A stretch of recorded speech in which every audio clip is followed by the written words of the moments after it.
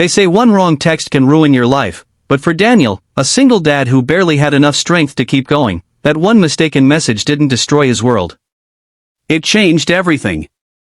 It started with a flirty text meant for his best friend, sent during one of the loneliest nights of his life. But it didn't land in his friend's inbox.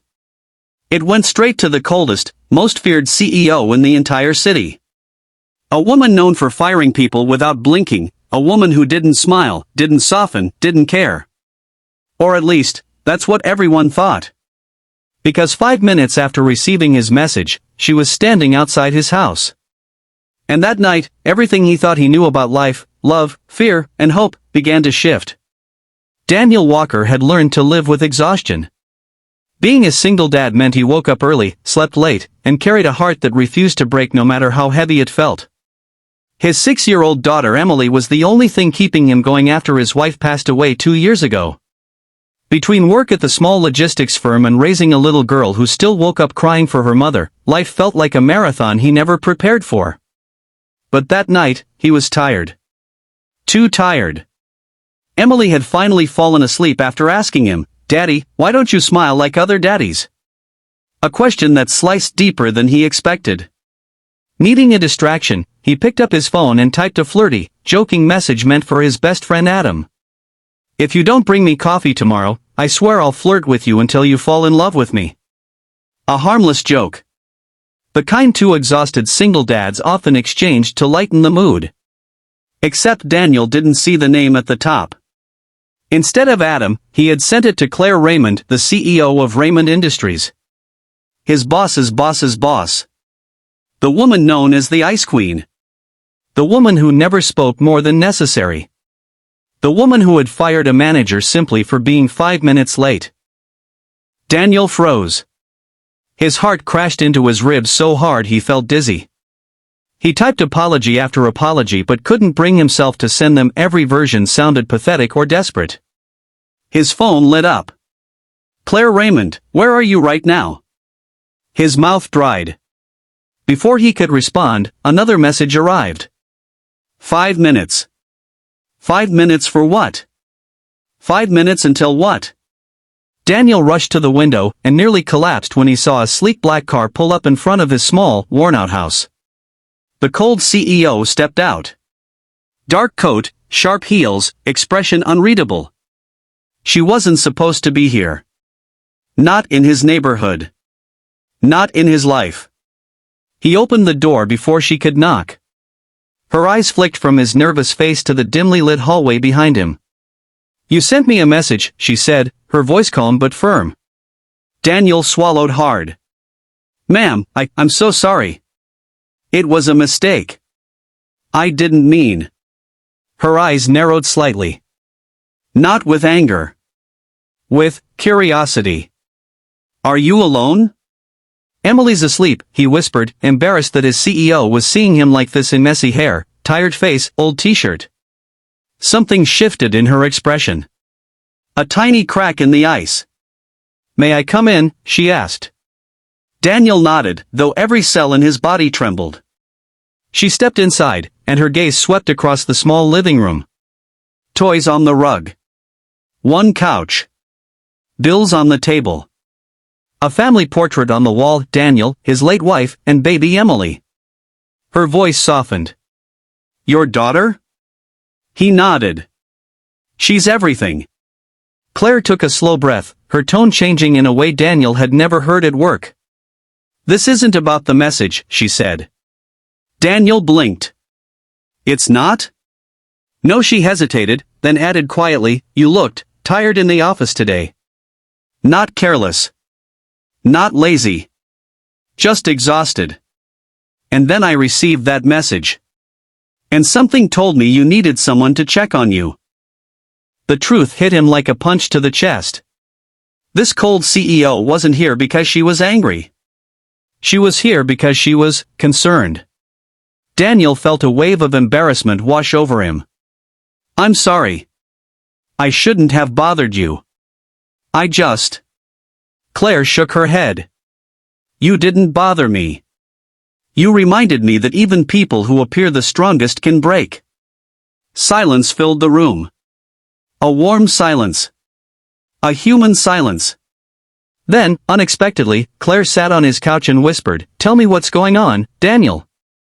And for the first time in years, he did. He told her about losing his wife. About raising Emily alone. About the bills piling up. About the fear of failing his daughter. About the loneliness that clawed at him every night. Claire listened, not as a CEO, but as a woman who understood pain. When he finished, his eyes were wet. And hers weren't as cold as the world claimed. "You're stronger than you think," she murmured. "But even strong people deserve help." Daniel didn't know what to say. He had never seen this side of her. Then they both heard a sound, light footsteps at the hallway door. "Daddy?" Emily whispered, rubbing her sleepy eyes. Daniel froze. Claire slowly turned toward the little girl. And for the first time since he'd known her, she smiled. A small, gentle, heartbreaking smile. "Hello, Emily," she whispered softly. Something about the way she said it made Daniel's heart shift. Just a little. Just enough. The next morning felt different, warmer, as if last night had cracked open a door Daniel didn't know existed. Claire left quietly around midnight, after helping tuck Emily back into bed and insisting Daniel take a moment to breathe. Before leaving, she had said something he couldn't forget. "You don't have to handle everything alone." The following days at work were a blur of uncertainty. Daniel expected Claire to act distant, strict, or pretend last night never happened. Instead, she was kind. Not openly. Not dramatically. But enough that he felt it. She would ask how Emily was. She would make sure Daniel didn't skip lunch. She would stop by his desk, pretending to check a file but secretly making sure he wasn't overwhelmed. Rumors spread in the office. People whispered, stared, guessed. Daniel didn't care. For the first time in a long time, someone saw him. Someone cared. One evening, as he packed up his things, Claire approached him. "Do you two have dinner plans?" she asked. Daniel was confused. "Not really." "Why?" She hesitated. "I'd like to join you. If that's all right." He didn't trust himself to speak, so he simply nodded. They ended up at his house again, eating simple pasta at his small table. Emily talked nonstop about school, and Claire listened as if every word was precious. Daniel couldn't remember the last time someone treated his daughter with that much warmth. When Emily was in bed, Daniel and Claire sat outside on the small porch. It was quiet. Too quiet. "You're different from what people say," he whispered. Her voice trembled for the first time. People rarely care about the truth. They only care about the image. He looked at her, the powerful CEO, the woman he once feared, sitting here looking fragile, human, almost lonely. "Claire," he said carefully, "why did you really come that night?" She met his gaze. And instead of coldness, he found honesty. "I came because I know what it's like to lose everything and pretend it doesn't hurt." The air around them softened. "You lost someone too?" he asked gently. She nodded. "My brother. 4 years ago. I buried myself in work so I wouldn't have to feel anything." Daniel's heart ached for her. For the woman everyone called heartless. For the woman who was simply hurting. He reached out slowly, cautiously giving her time to pull away. She didn't. Their fingers brushed. Just lightly. Just enough to say everything without words. "You healed Emily last night," he whispered.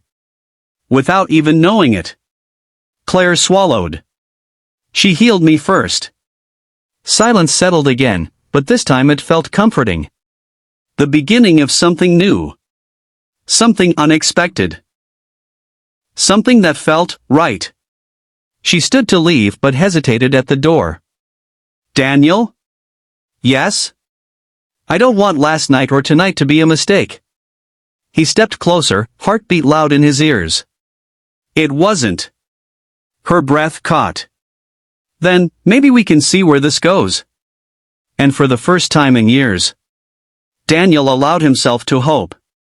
Allowed himself to feel. Allowed himself to believe that the universe sometimes brings people together in the most surprising ways. Even through a mistaken flirty text. As Claire walked toward her car, she turned back and smiled. Not the tight CEO smile. A real one. "Tell Emily I'll bring her favorite cupcakes tomorrow," she said. Daniel laughed, the kind of laugh that felt like sunlight after a long winter. "I will." And as she drove away, Daniel realized something. Sometimes life gives you a second chance, disguised as a mistake. A message meant for someone else. A moment you didn't plan for. A person you never expected. But exactly the person you needed.